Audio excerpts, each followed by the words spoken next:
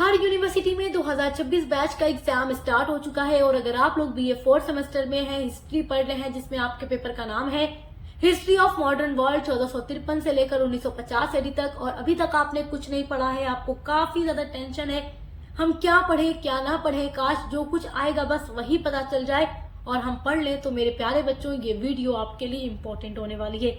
इस वीडियो के माध्यम से मैं आपको बहुत अच्छे नंबरों से पास कराने वाली हूं, तो चलिए बिना देर किए वीडियो शुरू करते हैं। मैं आपको बताऊंगी हिस्ट्री का ओनली 15 इम्पोर्टेंट क्वेश्चन। अगर आप इनको पढ़ लेते हैं तो आपके पेपर का तीनों सेक्शन तैयार हो जाएगा, अति लघु, लघु, दीर्घ, उत्तरीय प्रश्न सब कुछ। तो कुछ नहीं पढ़ा है तो ये वीडियो एंड तक जरूर देखिएगा। चलिए वीडियो को शुरू करते हैं। आपका पहला वेरी इंपॉर्टेंट क्वेश्चन है औद्योगिक क्रांति के कारण और प्रभाव का वर्णन कीजिए। औद्योगिक क्रांति जिसकी शुरुआत इंग्लैंड में होती है और एक प्रश्न ये भी इम्पोर्टेंट है कि औद्योगिक क्रांति इंग्लैंड में ही सर्वप्रथम क्यों, यानी सबसे पहले औद्योगिक क्रांति इंग्लैंड में क्यों हुई। तो जब आप इसका कारण पढ़ेंगे तो आपको समझ में आ जाएगा कि इंग्लैंड में ही औद्योगिक क्रांति सबसे पहले क्यों होती है। आपका जो 8 यूनिट है हिस्ट्री ऑफ मॉडर्न वर्ल्ड का पूरा मैं पढ़ा चुकी हूँ। जितना भी क्वेश्चन यहाँ पर बताऊंगी ओनली 15 क्वेश्चन आपको बताने वाली हूँ, सेक्शन ए बी सी तीनों के लिए। कुछ नहीं पढ़ा है तो ये 15 क्वेश्चन के आंसर तैयार कर लेना है। बहुत सारे बच्चे कंफ्यूज रहते हैं हम क्या पढ़ें क्या ना पढ़ें, और अब मैं आपको क्वेश्चन बता रही हूँ तो बहुत सारे बच्चे ये पूछेंगे मैम इनका आंसर भी आप प्रोवाइड कर दीजिए, आंसर कहाँ मिलेगा। तो बेटा मैं आपको बता रही हूँ, देखो आंसर आपको कहाँ मिलेगा, history of modern world 1453-1950 AD तक की जो प्लेलिस्ट हमारे चैनल पर बनी हुई है बीए 4th सेमेस्टर वाले बच्चों के लिए, उसमें जितनी यूनिट सब मैंने डिटेल में पढ़ाई है। तो जितनी यूनिट पढ़ाई है वही से तो क्वेश्चन बन रहा है, तो इसके आंसर को आपको देखना है तो आप वही यूनिट को ओपन करिए, वीडियो देखिए, आप स्क्रीनशॉट कर लीजिए, पूरा नोट्स मैंने बनाया हुआ है आपके लिए ही, तो आप वो पढ़कर एग्जाम दे दीजिए, आप अच्छे से पास हो जाएंगे, पूरा नंबर लेकर आएंगे। केवल कम नंबर से पास नहीं होंगे, पूरा 100% मार्क्स आपको मिलेगा, टॉप करेंगे आप अपने क्लासरूम में, अपने कॉलेज में। चलिए देखिए सेकेंड इंपॉर्टेंट क्वेश्चन है पुनर्जागरण के कारण तथा प्रभाव का उल्लेख कीजिए। तो पुनर्जागरण के कारण प्रभाव यूनिट नंबर 1 में पढ़ा चुकी हूँ। तीसरा इंपॉर्टेंट क्वेश्चन है, कुछ नहीं पढ़ा बस इतना ही पढ़ना है, इटली के एकीकरण में गैरिबाल्डी की भूमिका का परीक्षण कीजिए। पिछले 4-5 सालों से ये क्वेश्चंस लगातार एग्जाम में आ रहे हैं और जो कुछ रिपीट होते हैं वो इम्पोर्टेंट होते हैं। इटली या जर्मनी का एकीकरण आपके लिए इम्पोर्टेंट है, तो इटली और जर्मनी दोनों का एकीकरण आपको पढ़ लेना है, मैंने आपको पढ़ा दिया है। इटली के एकीकरण में गैरिबाल्डी की आपको भूमिका पढ़नी है और जर्मनी के एकीकरण में आपको बिस्मार्क की भूमिका पढ़नी है।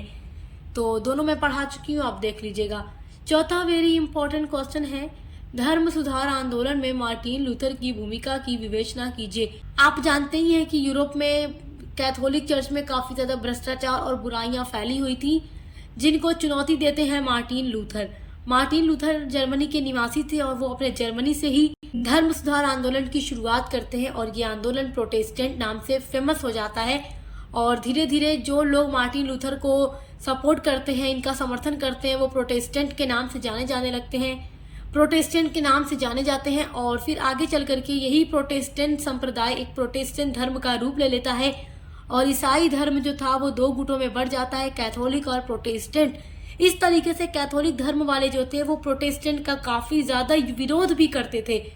तो आप धर्म सुधार आंदोलन क्या था, क्या कारण थे, मार्टिन लूथर की क्या भूमिका है, सब आप पढ़ लीजिएगा। 1517 में इसकी शुरुआत मार्टिन लूथर ने की थी अपने 95 सिद्धांत को चर्च पे लटका करके। आपका 5वां क्वेश्चन है, द्वितीय विश्व युद्ध के कारण एवं परिणाम का वर्णन कीजिए। देखो प्रथम विश्व युद्ध हो गया या दूसरा विश्व युद्ध हो गया, ये दोनों ही इम्पोर्टेंट है। तो आप जानते हैं द्वितीय विश्व युद्ध के कारण क्या थे और इसका तात्कालिक कारण भी आप जानते हैं। जर्मनी के द्वारा जब पोलैंड पर आक्रमण किया गया तो ये द्वितीय विश्व युद्ध का तात्कालिक कारण था। तो इसका परिणाम देखो, विश्व युद्ध का परिणाम काफी भयंकर था। पहला भी विश्व युद्ध हो या दूसरा विश्व युद्ध हो, बहुत ही ज्यादा खतरनाक और भयंकर इसके परिणाम थे। सब आपको मैं पढ़ा चुकी हूँ, देखकर तैयार कर लीजिएगा। आपका छठा इंपॉर्टेंट क्वेश्चन है, इटली का एकीकरण किस प्रकार हुआ, संक्षेप में लिखिए। तो इटली का एकीकरण भी आपको पढ़ लेना है, किस तरीके से हुआ था, कितने प्रोसेस में हुआ था, सब मैं आपको पूरा पढ़ा चुकी हूँ। 7वां इंपॉर्टेंट क्वेश्चन है, इंग्लैंड की क्रांति का कारण और परिणाम का वर्णन कीजिए। अगर ये क्वेश्चन आपसे ऐसे पूछ दे, गौरवपूर्ण क्रांति के कारण और परिणाम का वर्णन कीजिए, या इंग्लैंड की रक्तहीन क्रांति का वर्णन कीजिए, या इंग्लैंड की शानदार क्रांति का वर्णन कीजिए। तो ये सब इंग्लैंड की क्रांति के अलग अलग नाम हैं। इंग्लैंड की क्रांति को रक्तहीन क्रांति या शानदार क्रांति इसलिए कहा जाता है क्योंकि इस क्रांति में किसी का भी एक बूंद खून नहीं बहा था और एकदम शांति के साथ सत्ता में परिवर्तन हो जाता है। शासन करने की सभी शक्ति संसद के हाथों में आ जाती है।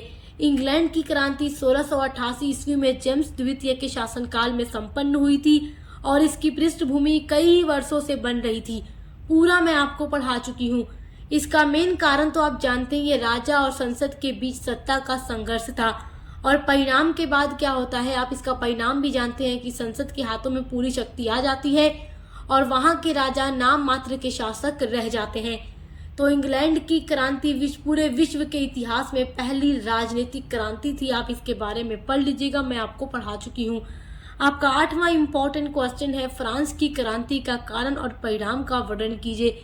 चाहे रूस की क्रांति हो, चाहे फ्रांस की क्रांति हो, चाहे इंग्लैंड की क्रांति हो या अमेरिका की क्रांति हो, सब आपके लिए इम्पोर्टेंट है। हर जगह से क्वेश्चन बनेगा और सभी के बारे में मैं आपको पढ़ा चुकी हूँ। फ्रांस की क्रांति का सबसे बड़ा कारण तो ये था कि यहाँ के समाज में असमानता बहुत ज्यादा थी। फ्रांस का समाज 3 स्टेट में बटा हुआ था, first, second and third. First states में पादरी वगैरह आते थे, सेकेंड में जो सामंत वगैरह होते थे वो आते थे, और थर्ड में आम जनता आती थी, किसान मजदूर आते थे। और ये जो फर्स्ट और सेकेंड स्टेट्स के लोग थे, इनके ऊपर सरकार ने कोई कर नहीं लगाया था, फ्रांस की जो सरकार थी, और वो लोग मिल करके आम जनता से कर लेते थे, और जो लोग कर नहीं दे पाते उनका शोषण भी किया जाता था। फ्रांस में गरीब जनता खाने के लिए भूखी थी, लेकिन इनके ऊपर कर का बोझ बहुत ज्यादा था, और अमीर लोगों के ऊपर थोड़ा सा भी, जैसे 1 पैसे 1 रुपए का भी कर नहीं लगाया गया था। तो फ्रांस की जनता अब इन तरीके के कानूनों से उब चुकी थी और क्रांति चाहती थी। तो इसलिए देखो, फ्रांस की क्रांति के तो बहुत सारे कारण है कि समाज में असमानता, या वहाँ के शासकों की जो खर्चे थे, वहाँ के शासक जो थे इतने ज्यादा खर्चीले थे, शान शौकत में कोई कमी नहीं थी, जिसकी वजह से वो दिवालिया होने की कगार पर था। तो ये सब फ्रांस की क्रांति के कारण है। इसके परिणाम सब मैं आपको पढ़ा चुकी हूँ, देखकर तैयार कर लीजिएगा। आपका 9वां इम्पोर्टेंट क्वेश्चन है, वर्साई की संधि से आप क्या समझते हैं। वर्साई की संधि के बारे में भी आप पढ़ लीजिएगा। फर्स्ट वर्ल्ड वॉर जब आप पढ़ेंगे तो उसके बाद ये सारा टॉपिक आपके लिए इम्पोर्टेंट है। आपका 10वां इम्पोर्टेंट क्वेश्चन है, रूसी क्रांति में लेनिन के योगदान का वर्णन कीजिए। तो ये क्वेश्चन भी आपसे जरूर पूछेगा। उसके बाद देखिए 11वां क्वेश्चन है, वुडरो विल्सन के 14 सिद्धांतों का वर्णन कीजिए। वुडरो विल्सन अमेरिका के राष्ट्रपति रह चुके हैं, और वुडरो विल्सन के 14 सिद्धांत भी मैं आपको पढ़ा चुकी हूँ। 12वां इम्पोर्टेंट क्वेश्चन है, नेपोलियन बोनापार्ट के उदय का वर्णन कीजिए। नेपोलियन बोनापार्ट फ्रांस के सम्राट थे, और ये वाटरलू के युद्ध में हार जाते हैं और इनको सेंट हेलेना द्वीप पर निर्वासित कर दिया जाता है, जहां पर इनकी मृत्यु हो जाती है 1815 में। नेपोलियन बोनापार्ट के बारे में भी डिटेल में वीडियो नोट्स के साथ चैनल पर हमारे अपलोड है, देखकर आप तैयार कर लीजिएगा। Next very most important question है, प्रथम विश्व युद्ध कब शुरू हुआ। प्रथम विश्व युद्ध में जर्मनी की पराजय क्यों हुई। प्रथम विश्व युद्ध 1914 में शुरू हुआ था, 1918 तक यानी 4 वर्षों तक लगातार चला था। बहुत ही भयंकर खतरनाक ये युद्ध था, और इसमें जर्मनी की पराजय क्यों हो गई सब आप पढ़कर देख लीजिएगा, क्वेश्चन इम्पोर्टेंट है। 14वां क्वेश्चन है, जर्मनी के एकीकरण की प्रक्रिया का क्रमबद्ध वर्णन कीजिए।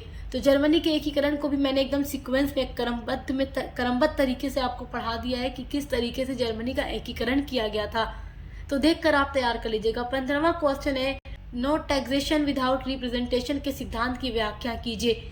ये जो आप यहाँ पर एक स्टेटमेंट देख रहे हैं, नो टैक्सेशन विदाउट रिप्रेजेंट, इसका मतलब होता है प्रतिनिधित्व नहीं तो कर नहीं। ये नारा दिया था अमेरिका की जनता ने उस टाइम जब अमेरिका भी इंग्लैंड का उपनिवेश था। तो इंग्लैंड की जो सरकार थी, जो ब्रिटिश सरकार थी, वो भी अमेरिका के लोगों पर काफी ज्यादा टैक्स लगाती थी।